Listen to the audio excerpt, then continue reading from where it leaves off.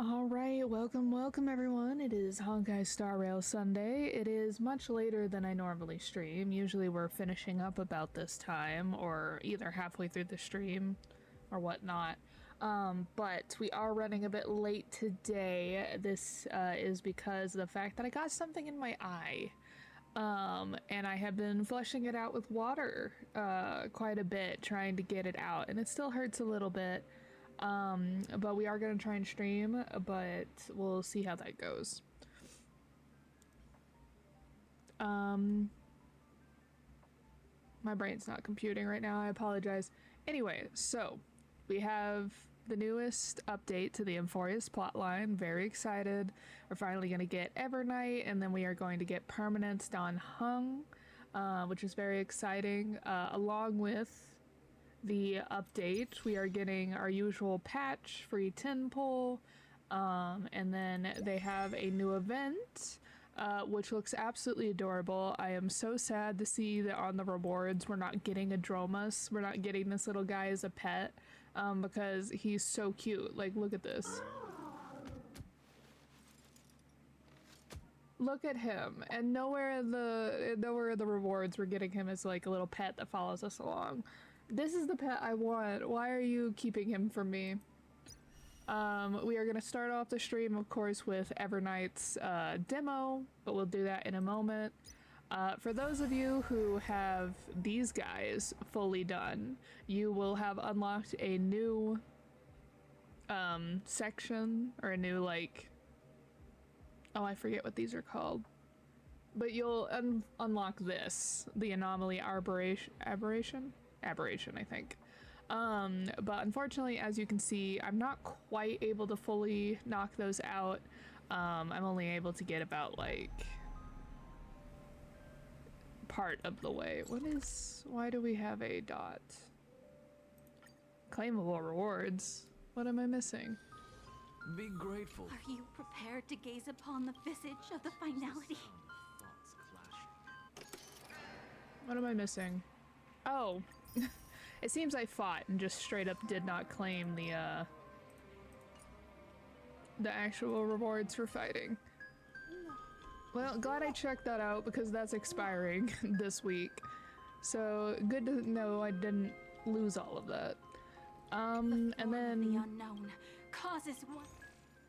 And then in this guy, there is something new that you can claim each week, which are the Lone Stardust. And then what the Lone Stardust does is if you go here and you go to the exchange shop and then go to Gift of Stardust, you are able to claim these guys, and it does look like we have a pet we can get. Again, not my favorite one of these guys to pick, but I will always pick a pet, customizable pet. It also looks like we have an outfit for Pom Pom, and then we have two icons, and I think this would be like your phone screen thing. And then I imagine the Tears of Dreams will just reset, but I imagine that one is like right here. I forget how to change that, actually. I have this one for so long that I honestly forgot how to change it. Phone decoration. There we go. Oh, it doesn't show up on here, so maybe it's not? Oh, you can change... Oh, we're gonna get, like, phone casing decorations. Maybe that's what it is like a new phone case?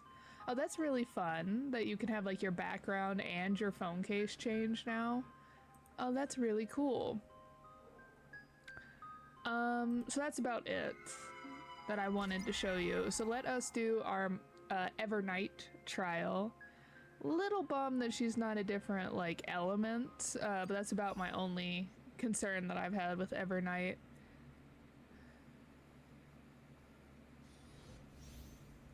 Okay. So she's a buff for Kalis. Play nice. Play nice. Oh, she's fun. Oh, she attacks with her umbrella. Neat.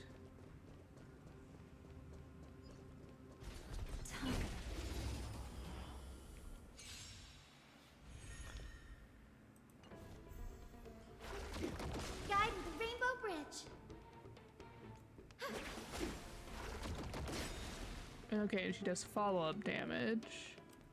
I choose you. Stop messing around. Okay, support and single target. Your time to shine. Till we meet again.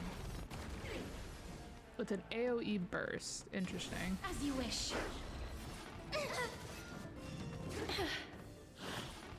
You just don't learn. Have some sunshine. Mimi. Mimi. Root here. Not thinking of running, are you? Treat our guests nicely. Oh, and she heals herself slightly. Okay, so she has her own Memo Sprite that does the AoE attack. So, everyone on this... well, the dragon, I don't know if the dragon's considered a Memo Sprite, but Memo Sprite, and then her Jelly is a Memo Sprite too. Okay.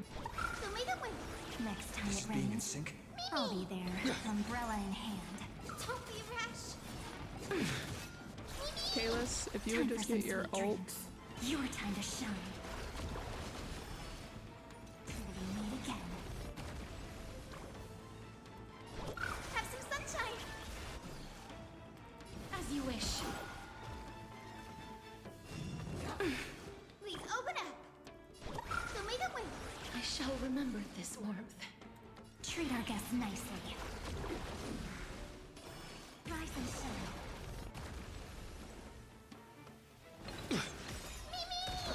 Okay, Kalis is finally ready to go, but we almost have these guys done, and there is a follow-up, so we'll just wait till the next round to do everybody's ults. Stop messing around. Your time to shine. Till we meet again.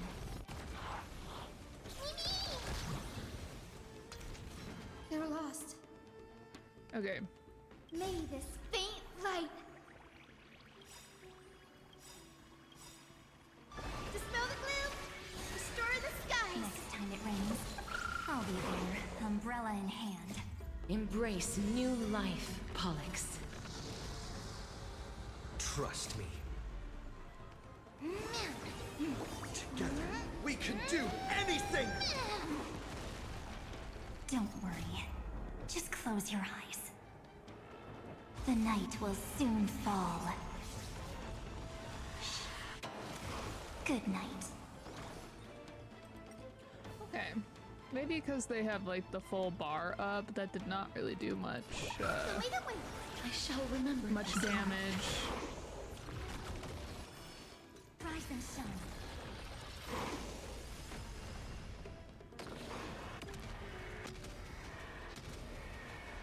May death protect us! Time for some sweet dreams. Again. Till we meet again.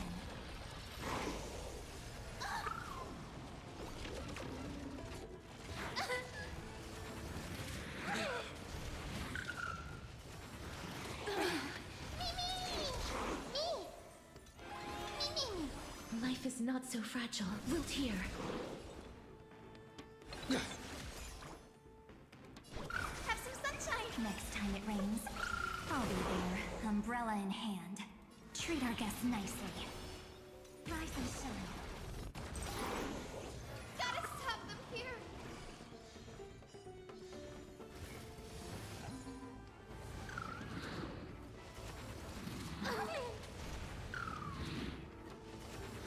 That hurts a bit.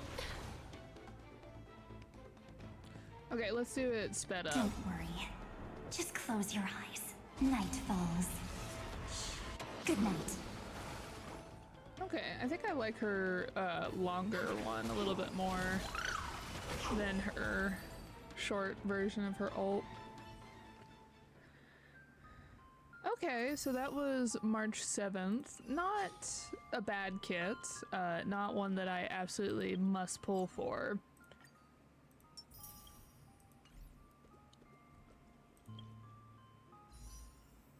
But yeah, so Evernight, and then it is running with the Herta, which the Herta is a very good unit. Let's see. And then of course we still have the Fate pull if you would like. It is permanent, I believe. I imagine they'll probably rotate the characters out as they get access to more fake characters. Oh, we have Temple here. What is my standard banner? It's only at 20 something, so I imagine 23 it looks like. So I imagine we won't get anything, but at least we'll get to do a pull. Oh, Ireland. Okay. And that puts us at 33 there. Limited banner, we are only at 10 pity. We are on 10 penny at... No. I'd already made the decision that if I wasn't like in love with Evernight's kit, that I would hold off because in the next one we're getting Don Hung and but we're getting him for free. His like actual character. And then I was going to pull for his light cone, and then if I had any extra ones, because Anaxagrius is going with him, and Anaxagrius is a really great union, I would definitely suggest... All things are connected by origin, and are made of the same essence.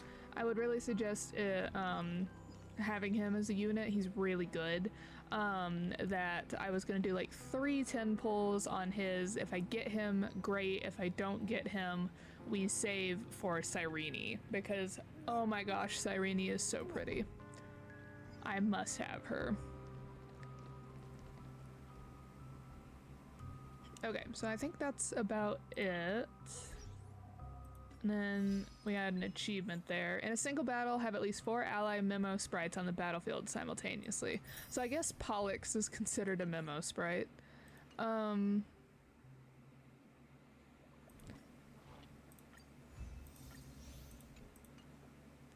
I think that's about everything that I wanted to show you guys before we get onto the main story. Really excited to see where the story goes. Let's do our story recap. In Ides Elysiae, I crossed paths with Cyrene and reconnected with Scrulum and Herta. They revealed that the world-bearing Coreflame must be secured in the world's next cycle, but Lycus would stand in our way. Only with the power of the law could we hope to oppose him. We returned to the era of the first Flame Chase journey, where we met the Flame Chase heroes of old, including the monarch Ceridra, the Chrysos heir of law, and Hycelid, the Chrysos heir of the ocean, who served her. To ignite law, we needed to overcome Fagusa, who had sealed the vortex. However, we discovered at the rallying feast before the battle that Lycus had already forged a pact with the reigning Ceridra. During our clash, I was cast out of this world, and Ceridra broke her alliance with Lycus.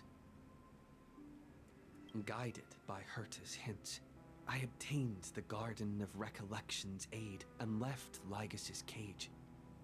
Within the path space, a mysterious guest bearing the likeness of March 7th, Evernight, appeared with the world-bearing Coreflame and sent me back to Amphorius. While I was away, 1,000 years had passed in Amphorius. Amidst the desolation of Akama, Cyrene left behind memories of a long war between the Chrysos heirs and Lycus. Their sacrifices laid the groundwork for my return, and with it, the Era Nova. In the illusions of Styxia, the tales of Hycelid and the first Flame Chase journey were unveiled to me. Hycelid, who had been waiting in the ocean's depths, led me to the vortex. There, Lycus emerged, revealing his true identity. Genius Society Number 1, Xandar. I am still firmly under the belief that that looks like Brainiac, and I am not a fan of that design. Hycelid and I couldn't stand against Xandar alone, but the geniuses and Cyrene acted just in time. wielding the power of the remembrance to drive him back. I successfully reversed the course of the Era Nova, delaying the birth of Iron Tomb. However, another force now seems to be stirring.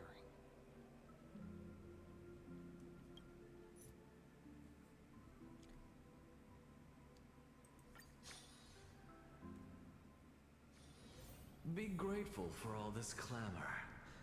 That is the sound of thoughts clashing. Alright, real quick. Let us switch to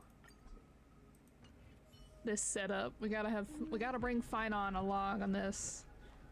This man's been fighting this battle for so long. He should get to experience it.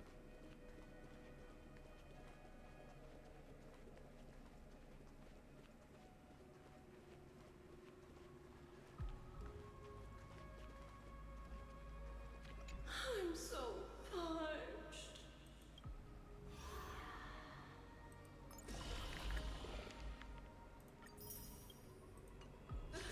Ambrosia! Ambrosia! Then from what I can see, or like our guesses, is that this is Fagusa right here. Not long ago, after you returned the core flame of world bearing.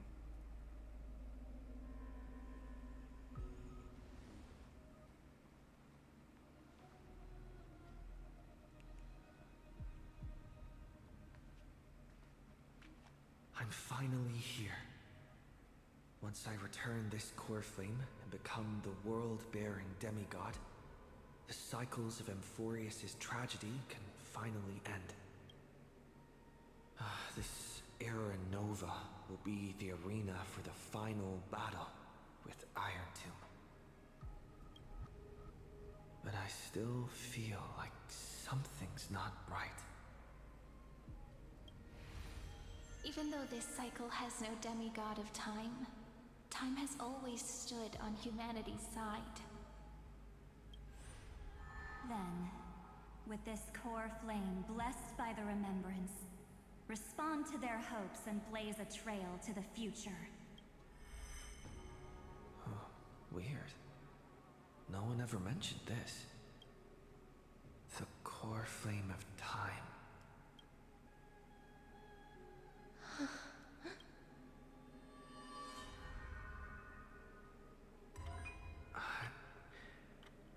When did it get returned?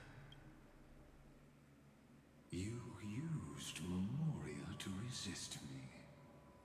But did you not consider the possibility that... Also, did you all hear when the jellyfish was floating behind us? You could hear the ticking of a clock. the remembrance and their children might have taken this opportunity to join the fray as well? Are you saying that Garden of Recollection is also getting involved in this unsavory mess? Then I welcome them. If the Memo Keepers can disrupt your little experiment of destruction, I'll give them a standing ovation. But you know deep down that they can't. In fact, the Memo Snatchers will be more of a hindrance to you.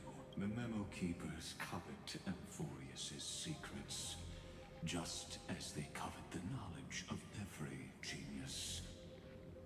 In the war between the eons, the Remembrance is never the Erudition's ally.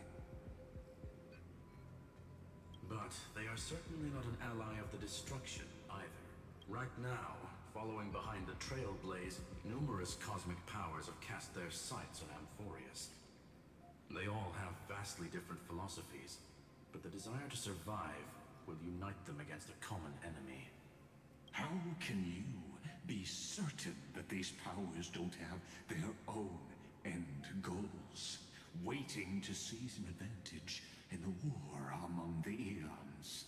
The war has long begun, Screwlum. Four paths will push the cosmos to its end, and the destruction is only one of them. Pulga saw these ripples, but had no way of stopping them. So she found in Device 9. Dr. Primitive also took action, but he chose the wrong allies. And now only wild animals keep him company. As for the two inorganic emperors, they could have ascended to the throne of destruction. But they were thwarted by the Eon's plots, and became prisoners of the erudition instead. What's interesting is, while the second emperor had a body made of flesh and blood, he considered himself an inorganic being. Guess who was the one who influenced his thinking?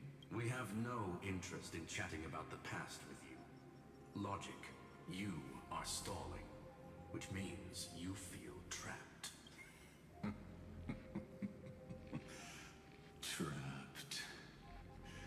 Yes, looking back, when Xandar was a human, he often felt trapped. But patience became my strongest weapon. Because of this, I've always waited for so long. What's a bit more waiting?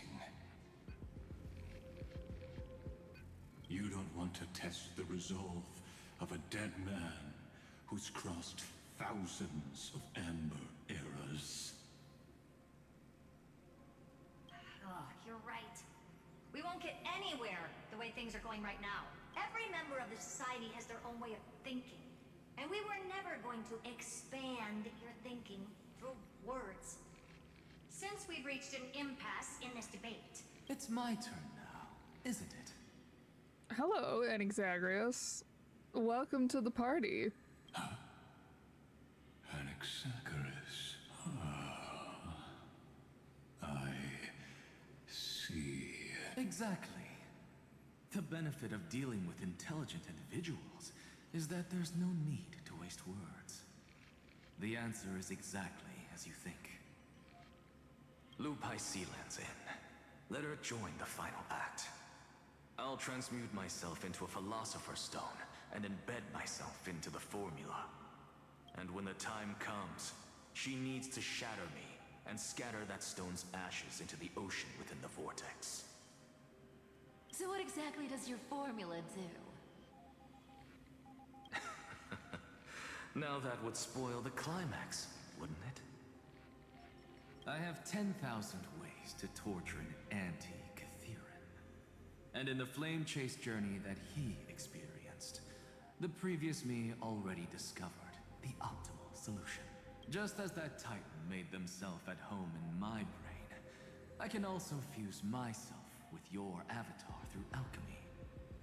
I didn't know until I tried it, but this is simply brilliant. I can flip through a genius's databank like reading a book. Then, I will step onto the stage at the perfect moment and use the truth to end this long debate. And just as always, I'll leave the audience speechless. You waited in the data stream for hundreds of years? This universe is worth all that time that I invested. How absurd. But I can't help but admire it. You managed to avoid the watchful eye of the erudition and plan all of this within Amphorius. It seems that there was a slight oversight in my assessment of the experiment. Perhaps there was more than just one oversight. More than just one? I underestimated the Remembrance's methods. A third party is about to join our discussion. Guys, is this a skeleton? Like, are these ribs right here? Maybe I'm just looking into it a little too much, but like, you know how the skeleton bones on the hand look? And then this really looks like here, rib cage. Anyway, sorry, I was getting distracted looking. Still haven't noticed it. In the past few moments, we've all forgotten something, haven't we? Oh, Cyrene is no longer with them. And didn't they say that if Cyrene gets forgotten by us, she'll just disappear entirely? Miss Cyrene disappeared. I thought no one would notice me if I just waited at a corner of the memory zone. But I see that wasn't enough to fool you, my dear.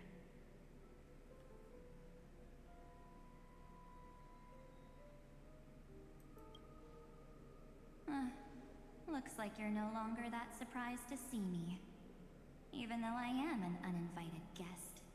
Ooh, we love the like kind of black tied S drip she has going over her outfit. And then the zipper kind of like a mouth here. She has a lot of cool design points in this outfit. Aw, that look. So full of memories. But I'm not her. Only you can see me right now. I only exist in your cognition. So that way, other people can't interrupt us.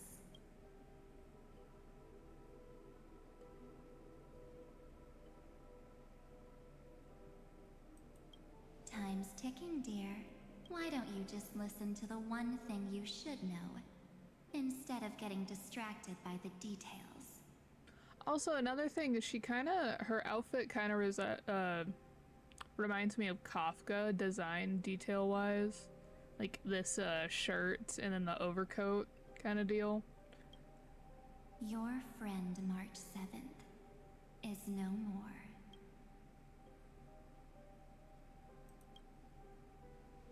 Yep, no more.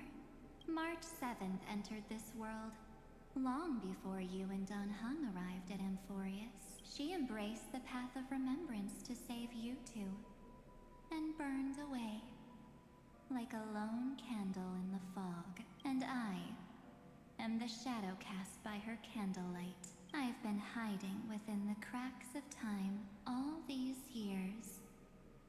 It isn't easy to deceive a genius, but I can do it. I'll now answer your other question. About who returned the core flame of time in this cycle. The answer is simple. No one ever did.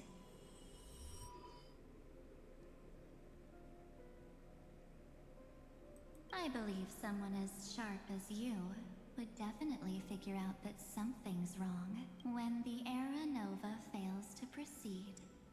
You will remember our initial meeting, and I'll be able to open the way for the remembrance and reach this place. Thank you for carrying this core flame all the way to the end of the world. I expected nothing less from March 7th's trusted friend. And now, I shall claim the divine authority of time. The divine authority isn't actually all that important. What's important is that I will use it to participate in the inner workings of this world. I mean, so the reason I'm not taking a more aggressive approach in my answers is like, even though she's got her whole like, it's not a phase, mom, emo phase going on with her outfit, I truly think this is probably gonna either be one of those like she double-cross scenarios where she's trying to control the remembrance when they're trying to interfere with this timeline kind of deals, or it's gonna be one of those like I can feel the divine dragon in the palm of my right hand. I must fight against pull. Kind of like 8th grader Chuni kind of deal where it's like, oh, I have like this evil version of myself that's going to be inside me, and I gotta make sure that I control it, and March 7th will like come back out of it. Or third possibility is just the fact that when she says March 7th is gone, with the March 7th that you know cannot return because I got my memories back, which fundamentally changed my personality, and so I can't give you back the March 7th that you knew prior because they don't exist in that manner anymore. It's gonna be like one of those three. And so I'm not reacting super aggressively because I honestly don't think she's not on our side. She's just doesn't have the time or the want to explain how she's going about it, is my guess. You already have a good idea of what the Aranova does, right? It initiates extrapolations for the next cycle, based on the World Bearer's memories. This immutable experimental mechanism is the key to the genius's resistance against Iron Tomb. And now, I'll be lending it just a touch more help. Let me filter your memories. Keep the appropriate seeds, and discard the rest.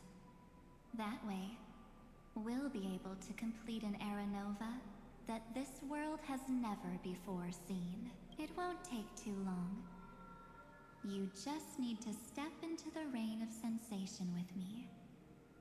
I'll tell you who deserves to be forgotten, and who deserves to be remembered. With your memories as the base material, I will recreate the cause and effect of this world, and let a flawless Amphorius be born from the chaos. Maybe I spoke too soon, because picking and choosing who deserves to live and die is not a good look for anyone. Isn't the fate of the entire cosmos hinged upon this fight? Then this is the best way to ensure everything works out. It will most certainly defeat the destruction, while composing an unforgettable chapter for the Trailblaze.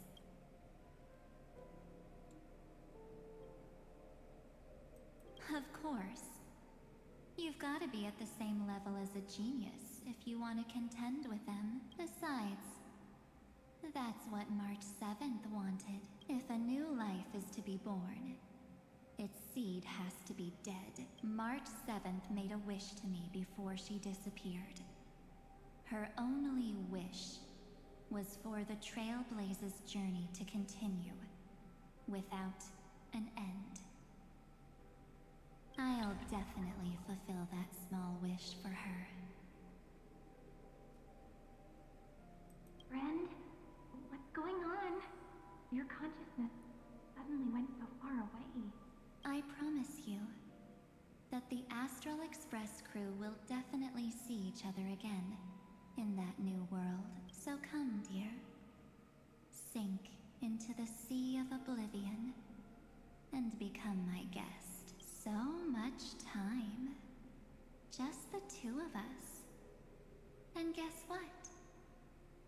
You cannot refuse my invitation. Cyrene, I need some backup. Because this Memoriatide comes from your companion, March 7th. It's her deepest and innermost memory.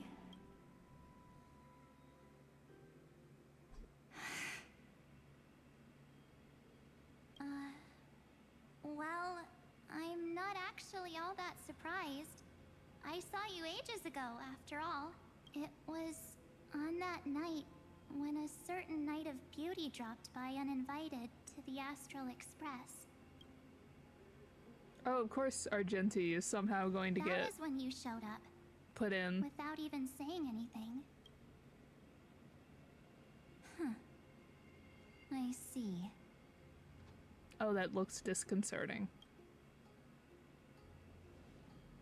Then, do you still remember how long it has been since you entered Amphorius?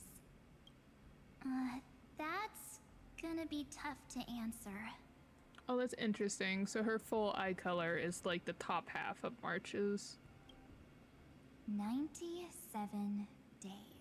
You walked every inch of this world in 97 days. But unfortunately, no one was able to see you. And you weren't able to interact with anyone.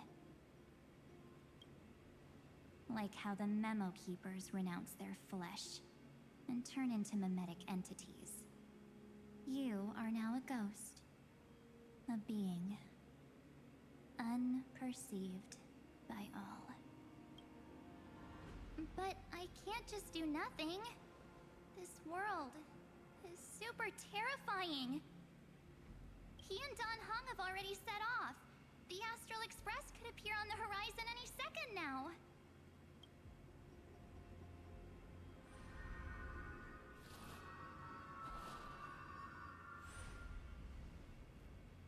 And they too will become this place's victims.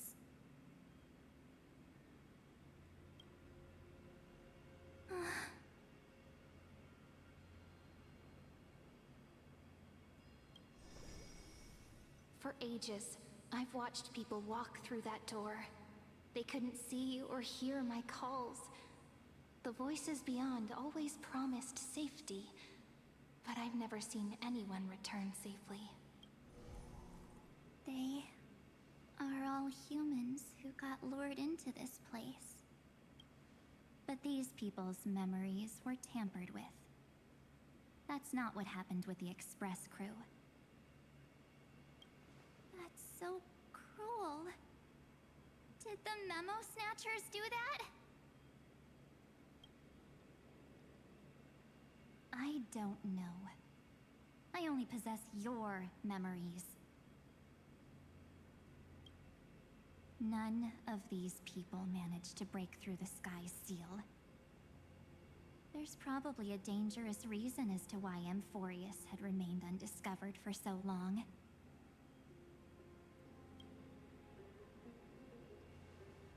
Anyway, back to our initial topic. You gotta know something, right? We practically look like twins. Maybe you know a thing or two about my past? Or any hidden powers I might have? Please, tell me what I need to do to protect them. Have you ever wondered what the word cost means before jumping into action? Cost? Shouldn't I be the one asking you that? Oh. You always hid in my memories. Never wanted to come out. The only times you showed yourself were when I got into serious trouble. That's because you also don't want to get discovered by the Garden's observers. Am I wrong?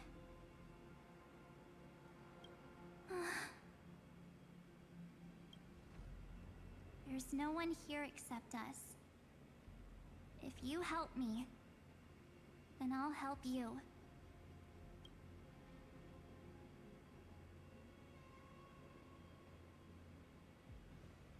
Fine. Let me drop a single pebble into these stagnant waters and watch the ripples reshape everything. But you must polish this pebble with your own hands, and it will require all of your memories. What will I turn into after that?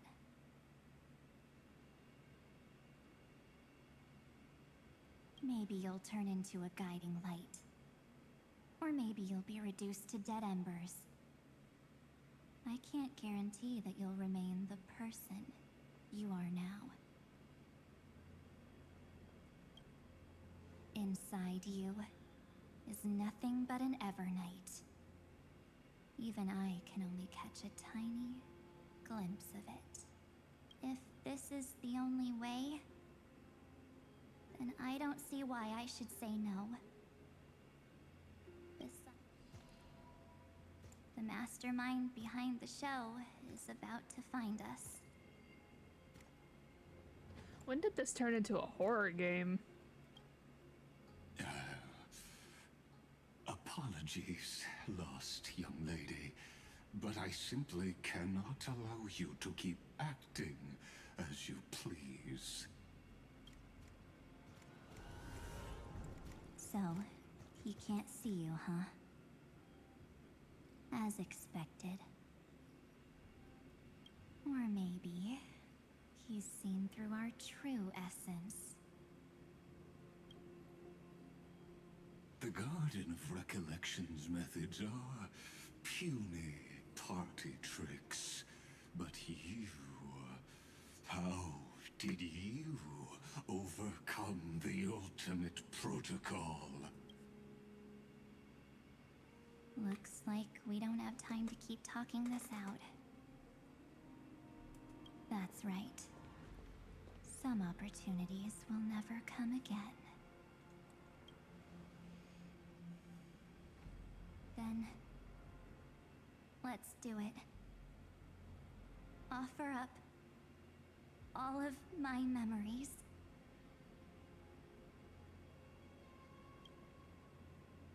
Cast down this pebble, and let everything in this world be swallowed by the torrents of oblivion. Oblivion. Interesting. Have we seen any eons that are on that path? I think Nihility would be the closest, but it says very clearly Oblivion. I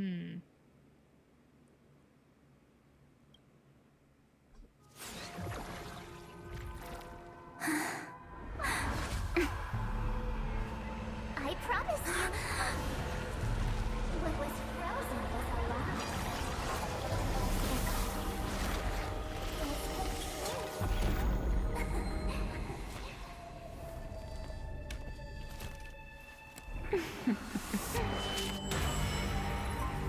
Now,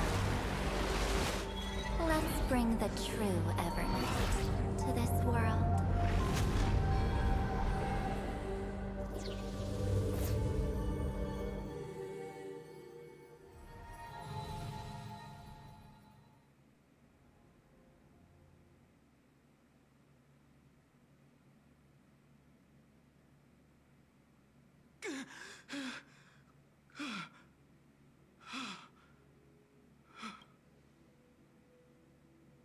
Is this...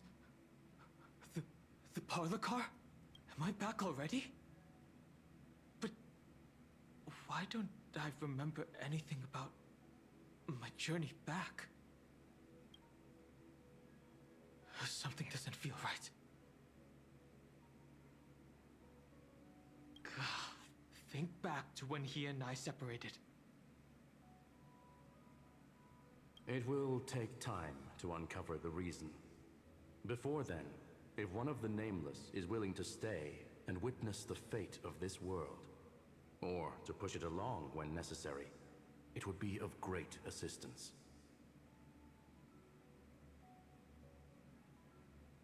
This is goodbye then, Lord Donhong. Thank you, Guard. I hope that all of you will be able to overcome this disaster.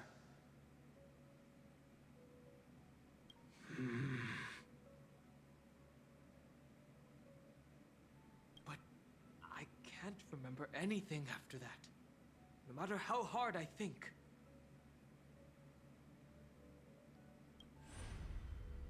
Where's Sunday? Did he not come back with you?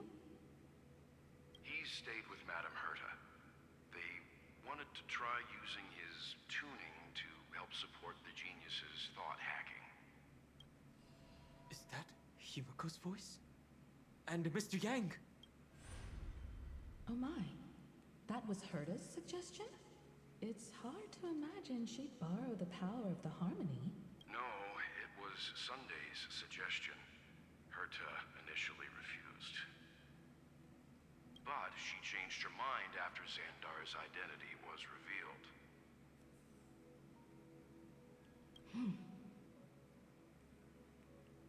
And we still can't get in contact with the Xianzhou Lafu? I'm still trying, but this place is outside the interastral peace communications coverage zone, so there's a limit to what we can do. What about Aventurine's chip, the mini-transmitter? Surely it can get through to the IPC's lines. Himiko, are you alright?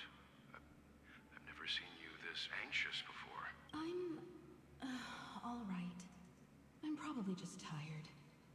Let's focus our energy on the kids. Now's not the time for distractions. Right. Unfortunately, I left that chip in the dreamscape when we departed Penacony. Am I dreaming? The parlor car feels so strange. Well, obviously, since it keeps bouncing around, it's some kind of, like, memoria. Like, you're seeing memories and whatnot. Are the voices coming from the passenger cabin?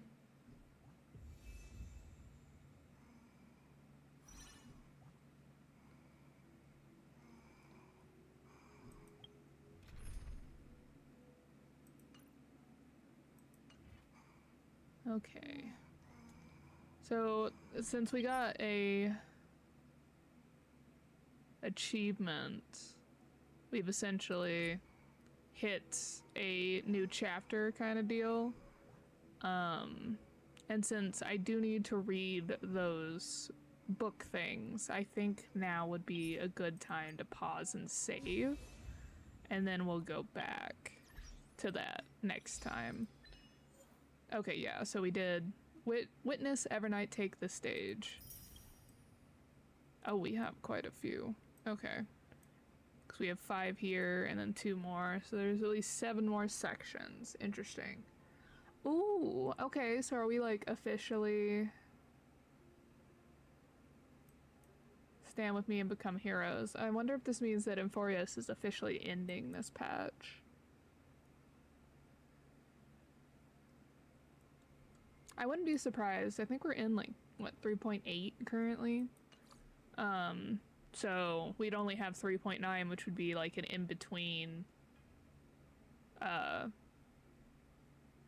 like one of those, like the continuation in-between bits. And then 4.0 will be the new area. So let me just... Anyway, so I need to read these. I forgot about them last time, so we didn't get them done, but just in case this impacts the story in any way, because we have Evernight and Dan Heng here, I want to make sure we get these read. If we have any extra time, because we're only about 49-50 minutes into the thing. If we have extra time, we'll go back. But the last time I read these, it took like an hour to do, so I want to make sure these get done.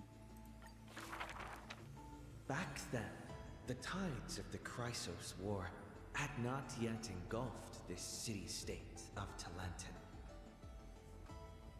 And the young princess inside the gates once loved to roam without worries. She snuck into forbidden grounds while the servants were away, but was shocked by what she saw on that day.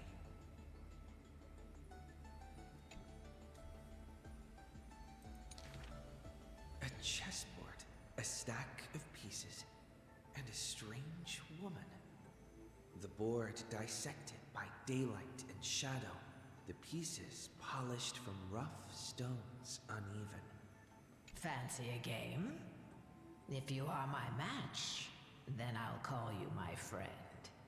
The stranger's voice was husky and coarse. If you can beat me, then I'll call you my teacher. The princess proudly retorted. Despite the bravado, the princess had never touched chess. The defeat made her study in earnest, acknowledging the other as a teacher. Well, first she learned the knights, bishops, rooks, and queen. Then how to defend, attack, capture, and checkmate. I have learned all there is to learn. Barely out of childhood, the princess raced into games of chess. Those who looked down on her faced many losses. Those who glorified themselves forfeited in a mess. At her prime, none could rival her at all. But she still recalled what the stranger said. My origins bring dark omens. So never tell others where your teacher is from.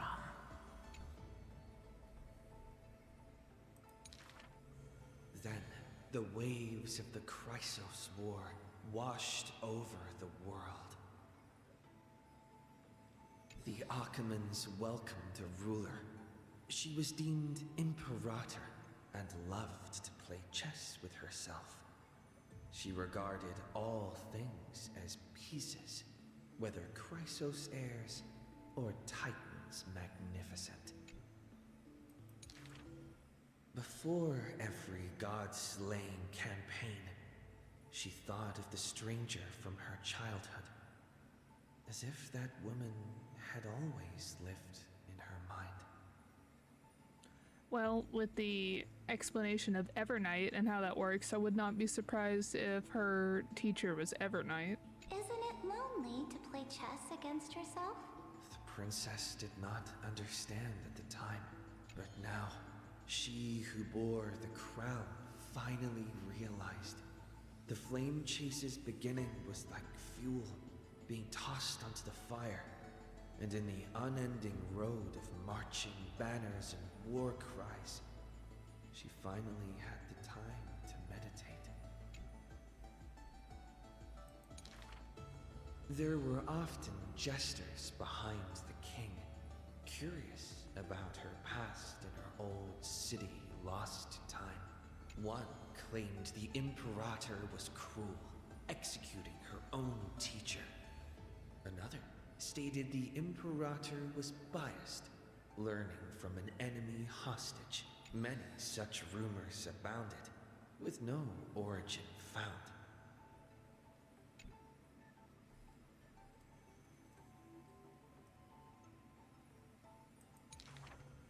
No matter. That was indeed the criminal sentence I read out. The Imperator stated evenly, My teacher was an enemy hostage whom my elders had imprisoned. Her state betrayed our alliance and must be executed according to law. But she taught me chess, so why can't I chisel the word teacher on her tombstone now?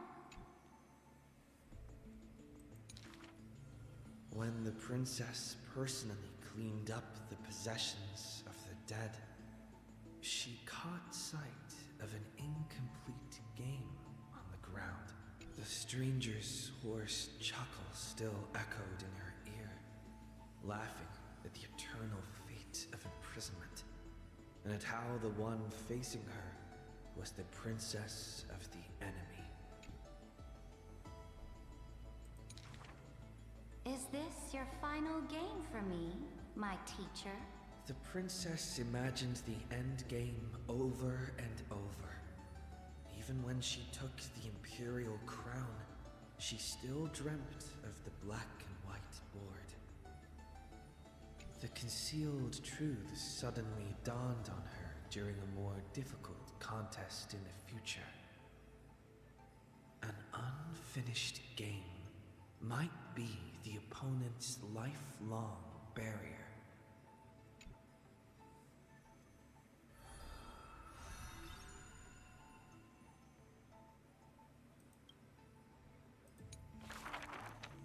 The Imperator's army stormed into the northern states for the first time, passing through city gates scorched by war.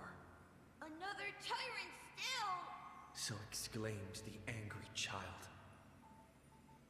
The rock tossed from up high hit the girl's crown. The crowd shrieked and retreated, fearful of a ruler's flames of fury. The girl reached out, not to straighten the crown on her head, but to help up the child shivering in dread. I heard in the old laws of this land, whoever assaults the crown shall be punished.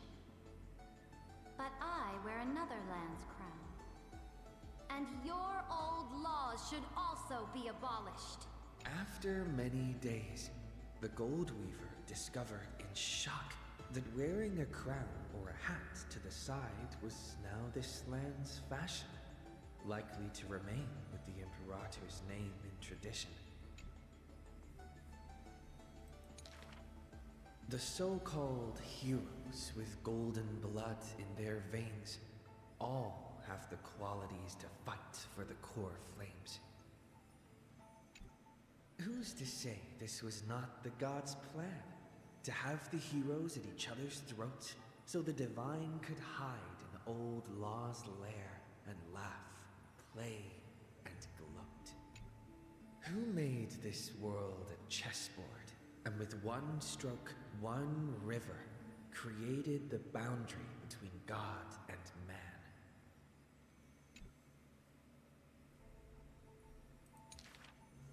Dux Gladiorum, Dux Carminum, Dux Helcalithist, Dux Fragoris, Dux Brumalis.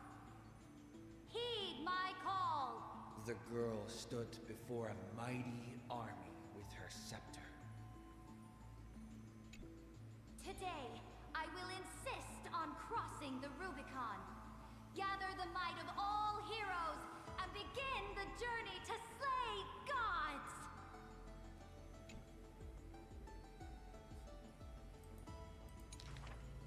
Half of the core flames were now in her hands, and the hidden trickery titan stirred, leaving taunts.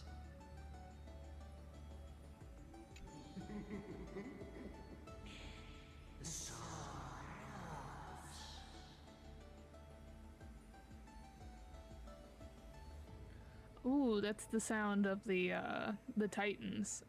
Grow taller, puny empress, otherwise you won't be able to catch me. The Imperator summoned the heroes to discuss, finally stopping after much hesitation. As they had already pinned down the bones of Earth's beast, they let that thief live for a bit longer. The warrior of the fractured blade laughed boldly. Our sovereign is good at open strategies and struggles with trickery. But where is that live fish? The Imperator replied with a chuckle. Her? She probably disliked the scent of cats and submerged herself in the baths. The years spent with her dukes didn't seem too far distant. Yet only after the end of many wars did the heroes discover how the Imperator's form walked more and more alone. The road of a ruler is a lonely one. One day, we'll only be able to see her retreating form. The sword master of singing waves was worried too. When all others had departed in intoxication, the two of them gazed into each other's eyes, towards torrents deeper than their fates, and sank into profound silence. Drink one more cup with me, my dear follower. In the end, the Imperator first broke the silence. When compared to the taste of salt and blood, I sometimes miss your ambrosia.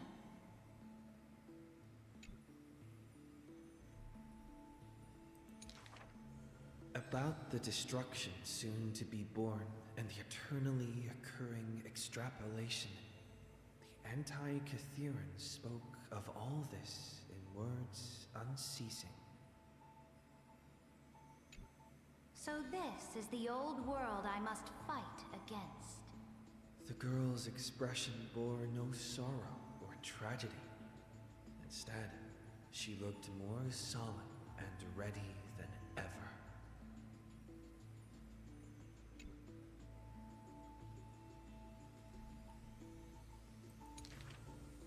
Whoever stated that two kings could not meet face to face in chess? I am the sovereign of Akama. I once faced the gods. So what do I have to fear about the laws hanging behind such gods? I will chop up the old laws and let them be firewood for the new. No matter the cost. That was the Imperator's lifelong conviction. Never changed, always persistent.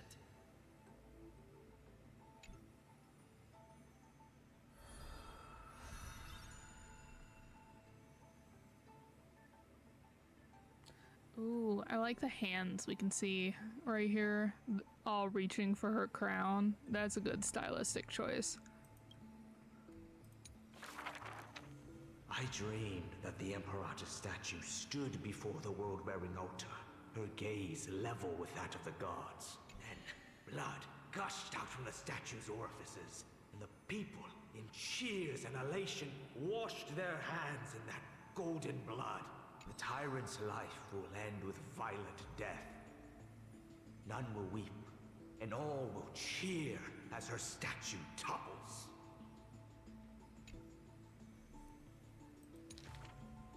She will die before the dawn comes. A vengeful aristocrat, one whose title was stripped by the Imperator, thus spoke.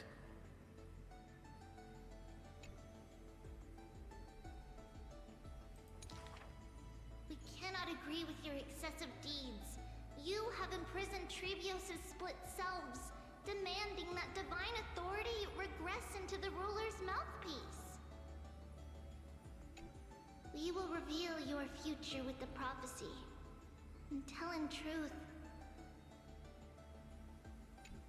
your crusade will indeed be a smooth path. Yet in the same breath, we see omens of your death. A demise in an absolute pure darkness.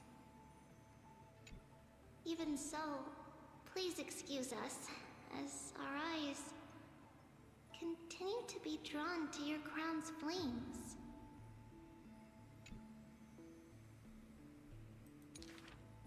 Dux Fatorum.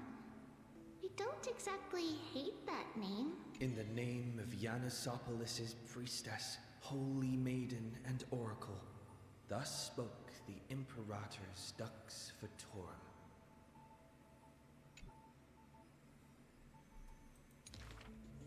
Allow me to remind you, your life is now on a countdown with the fall of law, and you will become law.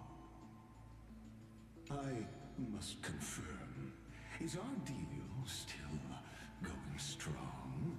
Is the future I promised you more satisfying than the future in the prophecy? Ah, you are as resolute as always. Good.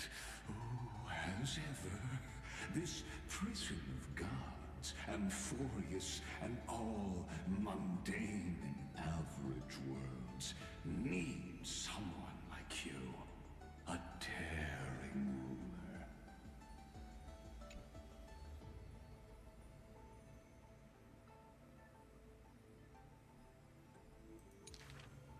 Let us end this despicable extrapolation together. Amphorius is the Yoros, the Imperator's co-conspirator, like Lycurgus, thus spoke.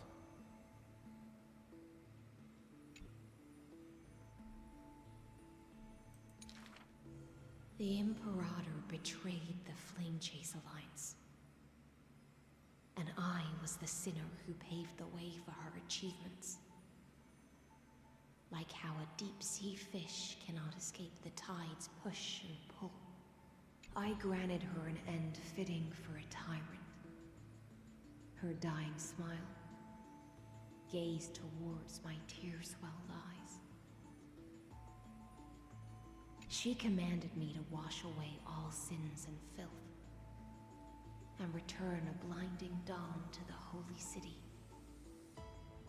She commanded me to set up stones and monuments, in lightless seabeds to commemorate our friends.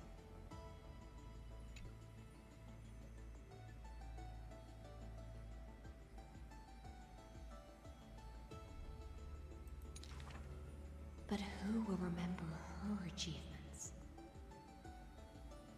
I will. I will rest with her in a lonely song. Electra, the last heir of the ocean, who played music on the waves alone, spoke thus.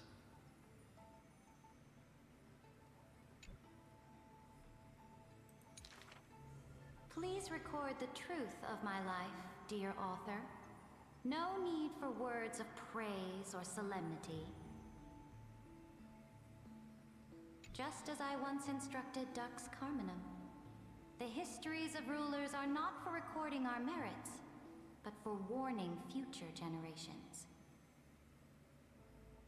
As for why the Imperator died, and what reproach she would face in life and death, those should be left for the new world to judge.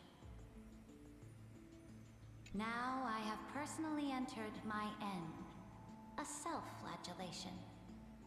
Let the boiling gold covering the holy city be stamped with my name.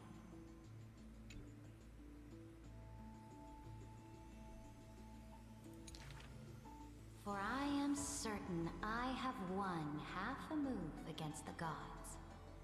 And this unfinished game will be left to the future to reach completion.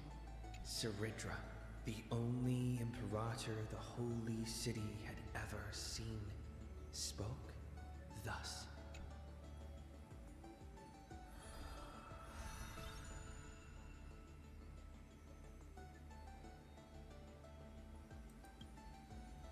Ooh, okay, so it does not give her last, dot, so her, story isn't over, because her last dot in her card is still remaining. Does it show it here? Yes, so her one is still available, while then, for example, as you can see here, this is what a completed card looks like, so Seridra is gonna get one more chapter. And then Evernight. My friend, have you heard of the rosy celestial maiden? Whether in a corner of the archives or in the depths of a cave, you can always find legends about her. She had hair like a rosy pink dawn, and a smile that could thaw the most glacial ice. Some say she was Nikador's nemesis, while others say Nestia was infatuated with her.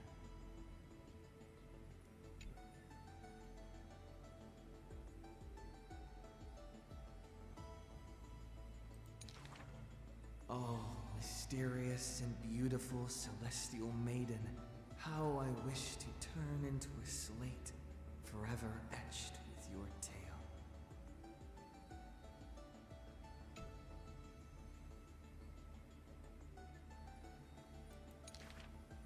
Many claim to have seen that celestial maiden, either in the half-remembered dreams of early morning, or in the gossip and whispers after supper. She once whispered in my ear. She once saved my life. She gifted me an ice crystal! Her worshippers recite her deeds, even writing some into family teachings. curious poets ask up and down the land, only to find that the details of these encounters are difficult to recount, even for the witnesses themselves. In the entire holy city, there are none who can provide proof of her existence.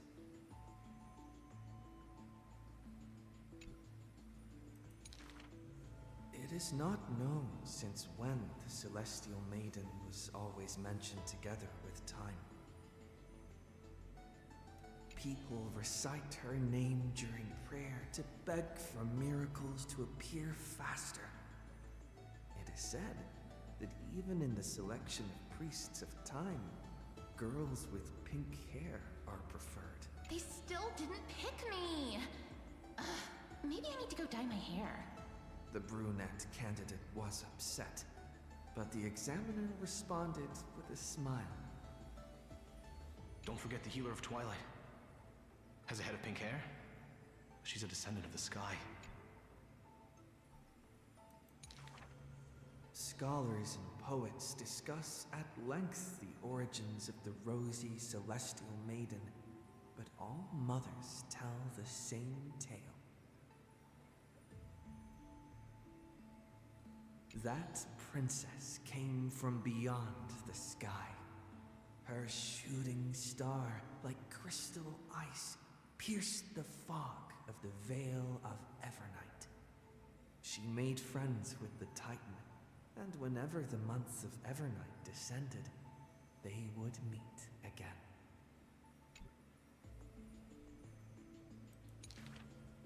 The children loved that tale. Therefore, as the moon turned and shifted phases, the story became true. But someone always questions, unable to read the air. There are no worlds beyond the sky. So how can the rosy celestial maiden come from there? Rosy celestial maiden, a world beyond the sky. The reckless adventurer takes out the photo stone, claiming it is the true work of the rosy celestial maiden. The citizens laugh at this tale, with few accepting it as true. After all, long before the guests beyond the sky arrived, the legend of the rosy celestial maiden had already covered the world. So, my friend, have you really heard of the rosy celestial maiden?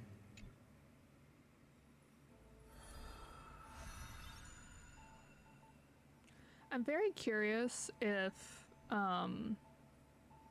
as we get more chapters in this card, if the jellyfish is going to get moved into the circle, and then we'll have Evernight here on the front.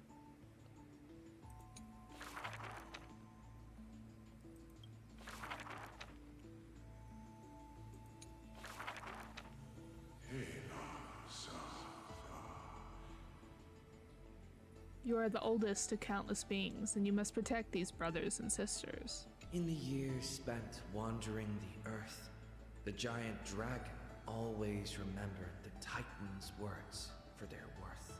The beasts of the land surrounded it in protection, while twisted beings shuffled and roared, and delicate chimeras climbed up its shoulders. After, the tiny humans came into being.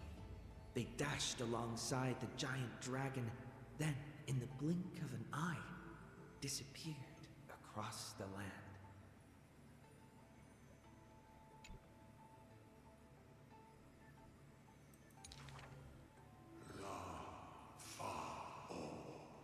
What a beautiful era of peace. Yet the deep irises of the giant dragon saddened in gloom.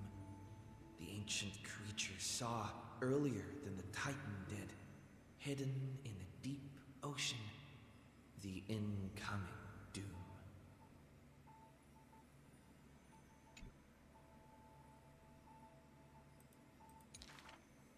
The giant dragon recalled at the moment that strife was born, the chalice of plenty sighed, and the heretical tide spread from the seabed. Bearing their bone-gnawing pain and agony, Giorios tightened every fiber in their body, no longer hearing the call of their creations clearly.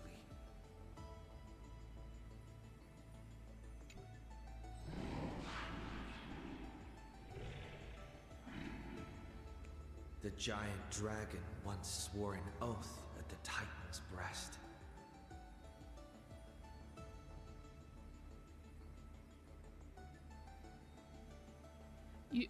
Sorry, I was like trying to focus. Your brain, I can really not focus. Okay, your pain cannot save the lives in this world. And now, the dragon silently turned and departed, leaving the plateaus and mountains of a secluded world and entering the bustling cities humankind crowded.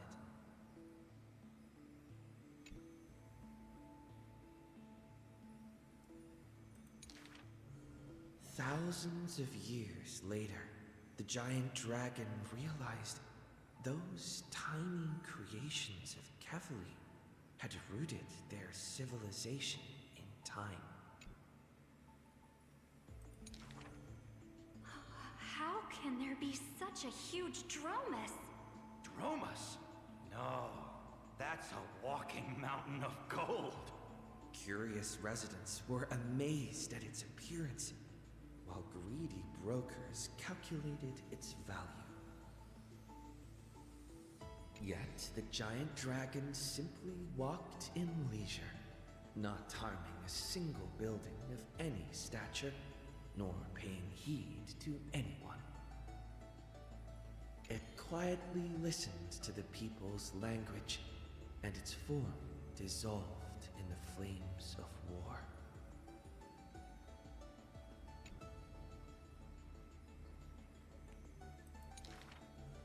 Many years later, Akula closed their eyes, and the giant dragon's steps were finally halted. A swordmaster who broke the waves stopped its way, and a ruler, commander of the chessboard, looked up with inquiry. Are you the Dromus that has been attacking all states? The commander invited the giant dragon to hunt the divine flames together. The giant dragon nodded, but it did not look at the commander, and never mentioned where it came from. Its timeless sight had already seen past the Flame Chase's final plight.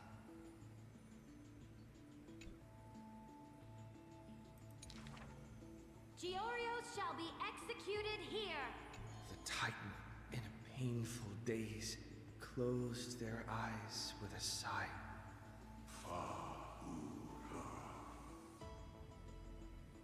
I do not blame you, wild ancestor of all souls. Suddenly, the mountains shook and the land cracked. The wounds dealt by the black tide, once mended by the Titan, now tore the land apart. The calamity of lands asunder. Who should shoulder such a duty? The giant dragon sunk into the earth in answer. For the earth was the breast of Giorios, and the dragon's birthplace. And from that day forth, Amphorius had a new legend of how a giant dragon collected the broken lands and once again made the earth whole.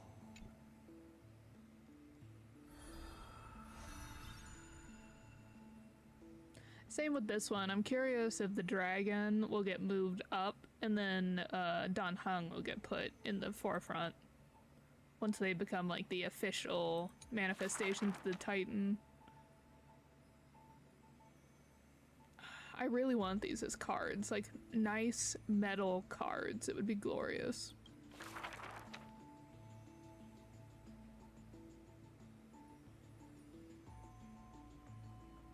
Okay, so it looks like this one also will be getting a chapter 5 to fill in the last one, so we're not quite done with Electra just yet.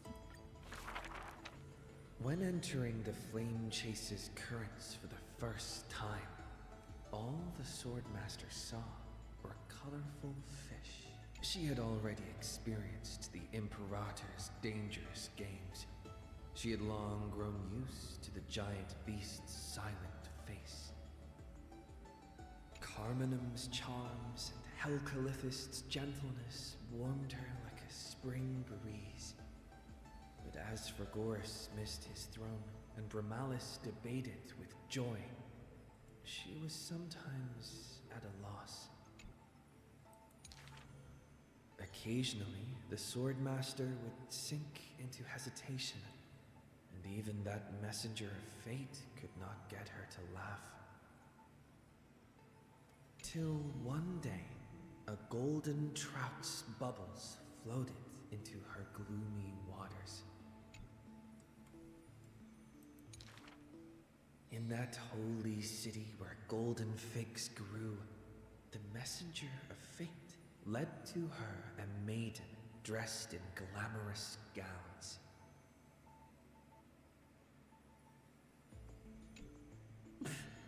What kind of clothes are you even wearing? The girl snickered behind her hand, while the messenger pulled on her sleeve. Aggie, don't be rude! Such hubris, delicate fish. Are you not aware that there's food on your face? The messenger's eyes opened wide. Aggie, you've been snacking behind my back again! Exposing me like this. I'll get my revenge. The girl ran away in a fit. The Swordmaster smiled, and before she knew it, her hesitation was gone. After that first meeting, the richly dressed girl often came in greeting. So, you really came from the Sea of Souls? Do all the children of the ocean dress funny like this? The Swordmaster did not chase the girl away, but also did not respond. So the girl used her hands to meticulously measure the Swordmaster's torso all around. You can't be seen like this. I'll send you a new dress. Some days later, the Swordmaster appeared in finery at a ball. All were awed by her splendor, with only the Imperator thinking in wonder. How rare to see you like this. Oh, so lonely, Gladius.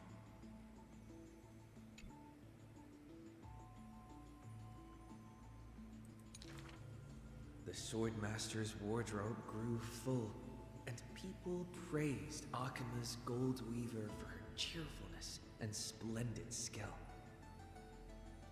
But only the Swordmaster noticed that the smile on the girl's face gradually faded as the flame chase progressed. The calamity of lands asunder added to the girl's weariness. The battle of the grove robbed the light from the girl's eyes.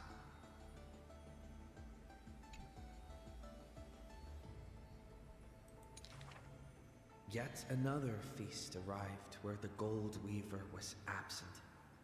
The Swordmaster donned the most majestic garments and gently knocked on that door shut tight. The singing voice of Dux Gladiorum hailed the prelude of the feast. Guests clamored and cups clinked.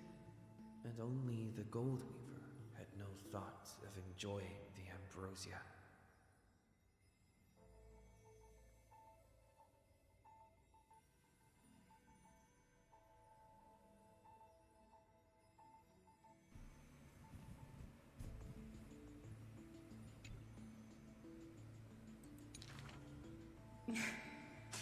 Who would have thought? I've sunk so low that I need you to comfort me. She gave a bitter chuckle next to the bonfire. You were as gloomy as the bedrock of the ocean when we first met. The Swordmaster held a tall chalice containing liquid pure, reflecting their two faces. I remember you were once curious about the stories under the sea. Then allow me to use my songs to reveal the past known to none.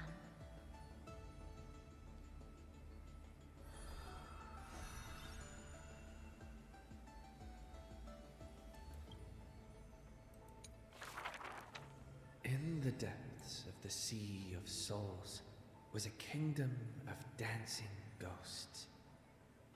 Its residents all had melodious voices, and music enveloped every ocean current. For the queen loved her people deeply, thus drowning out all sorrows and leaving only feasts and twirls. Only one rocky castle was silent, one belonging to the Princess of the Ocean, a princess named Electra.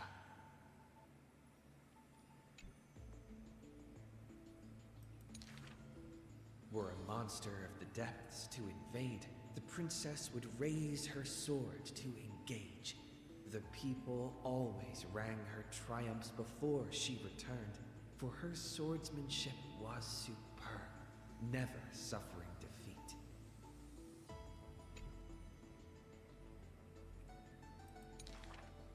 Princess! Come enjoy the feast with us.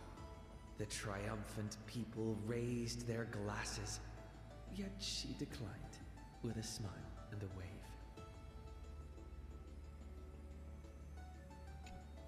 The children of the sea thought she was shy, but little did they know that in the dead of night, her castle too echoed with music. Though that music was loud, twisted, and invoked spite.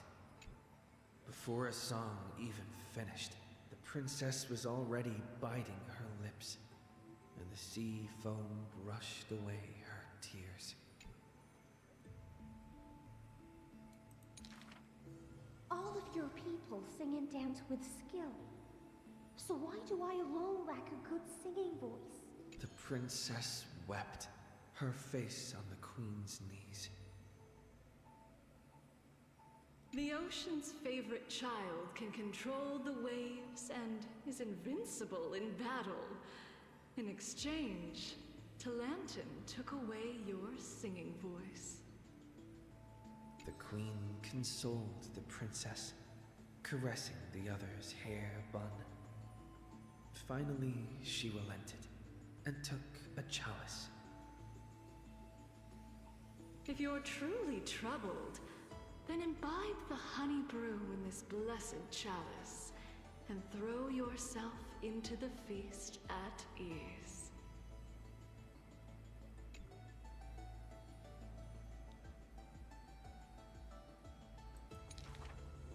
The liquid in the cup sat still, reflecting her loneliness.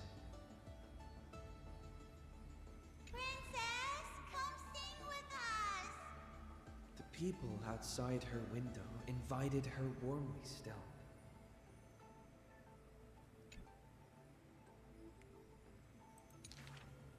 She finally ceased to hesitate, drinking down all the honey brew in one swallow, and leaped into the crowds.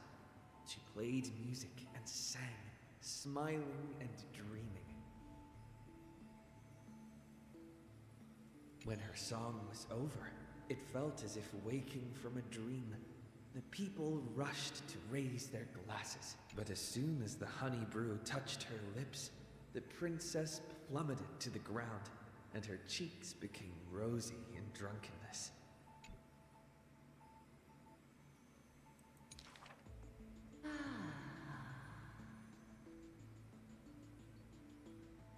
Since you've regained your melodious voice, you can no longer enjoy a feast while sober. The whispers of the ocean filled her ears as the princess fell drunk again and again at the prelude of a feast. Seems like you still have not been able to get rid of that curse. The gold weaver softly took the cup away from her hand. If you want to enjoy yourself to the fullest, then leave this honey brew till the very end. She smiled, then tilted the cup towards the gold weaver's lips. Even if one is burdened with imperfections, I beg you to remember not to refuse that sip filled with fantasy and dreams.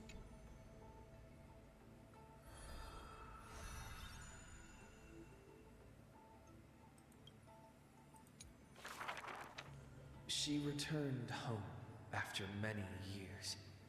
The princess of the ocean stood alone with her sword drawn, stepping over the blooming blood of her peers.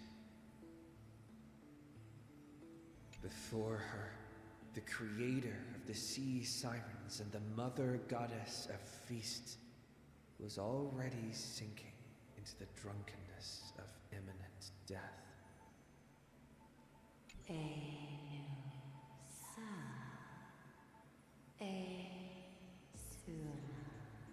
Pour for me, Electra, whether it's crystal clear honey brew or that heretical calamity. When the blood pact of the law won over the ocean's core flame, the sea siren once again lost her melodious voice.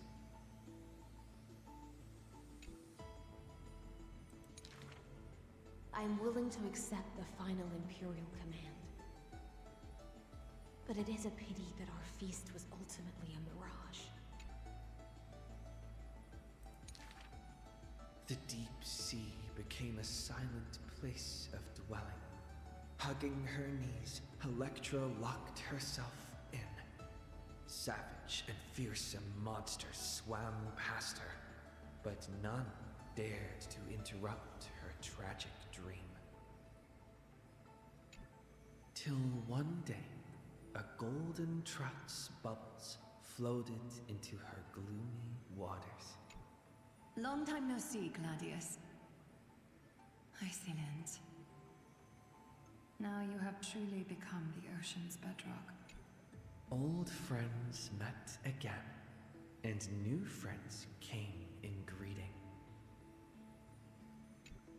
Many messengers came in company. The playful kitten hid behind the golden trout. The butterfly of the deadly shadow fluttered in courtesy.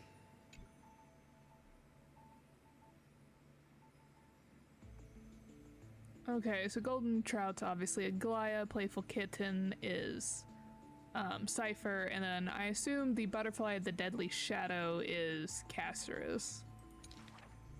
If you don't mind, The resplendent pearl sparkled. we hope you can regain your strength and sing for the world once again. Cyrene is the pearl, interesting. Electra raised her violin sword in doubt, as the strings had long ago rusted and snapped. But a few golden strands cleansed all the filth around her, then stretched out to become new strings. The golden strings showed Electra that the world she loved was not yet silent, and the journey of deliverance continued still. Yet the path to the Sea of Stars would not be a carefree feast. The golden trout never met with her again, and the waves brought endless news of sorrow. Amidst the long wait, she remained bound by decree. All the flames had died out, extinguished until this world fell into eternal silence. And the wordless enemies in the deep sea were the audience of this rite, the Theors. You already know that the world is just an illusion. The sea siren gazed out beyond the heavens and once more raised her glass to fill it with honey brew. Since the mirage of pleasures can only disappear like foam, when you return, will you save some ocean spray for me?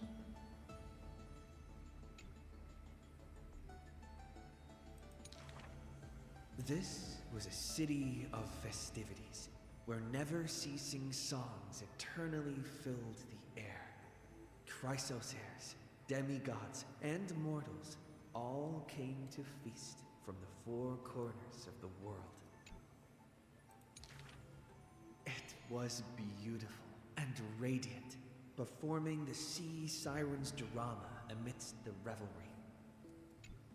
The siren once longed for the banquet to never end, yet she witnessed the music fade and the guests disperse. As a fish, she was destined to drift with the waves, whether amidst the surging tides of evil or immersed in the currents of the starry sea.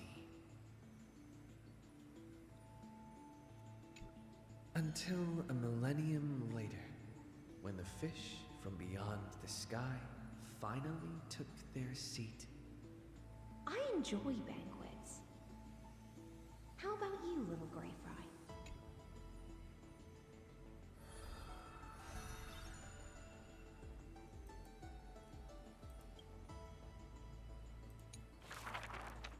Okay, so we know because these two do not have fully filled in cards, like they're missing the most, that they're gonna be the main point, and that's what we've seen from like the precursors for this event. But because both of these are still missing their final chapters, they are going to have like some, like, they're gonna come back in at least once. Does Finon have his full marker? Okay, he does. Kazlana. Okay, I wondered if he was gonna pop back in, but I think outside of these two, everybody else's cards are full.